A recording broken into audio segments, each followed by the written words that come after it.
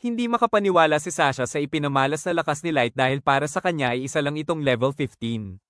Pero sinabi ni Light na nag-training siya ng husto at ipinakita ang kanyang totoong level 9,999 na ikinagulat ni Sasha. Agad naman siyang binalaan ni Sir Mikhael na huwag agad maniwala, isa lamang daw iyong panlilinlang at imposibleng makamit ang level 9,999. Naniwala naman si Sasha at pinaatake niyang muli ang mga Angel Knights. Nag-release si Light ng Dust Press, Shadow Dance, at Fire Squall upang pigilan ang anumang healing. Sinundan pa niya ito ng Ice Sword at Fire Arrow. Ngunit hindi pa rin ito tumalab dahil kayang mag-summon ni Sasha ng paulit-ulit nang hindi nababawasan ng kanyang mana.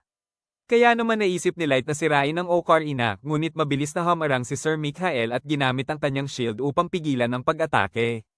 Sinubukan ni Light na palakasin ang kanyang strike ngunit hindi ito tumalab, nag-bounce back lang siya.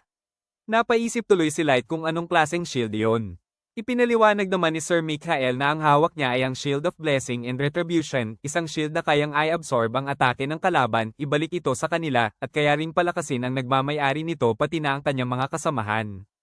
Nagyabang si Sasha habang pinagmamasdan ang ipinapakitang lakas nila at tinanong si Light na may halong pang-aasar kung may masasabi pa ba siya dito. Ngunit natawa lang si Light. Nagbago ang kanyang aura at malamig niyang sinabi. Ipararanas ko sa iyo ang totoong pakiramdam ng desperasyon.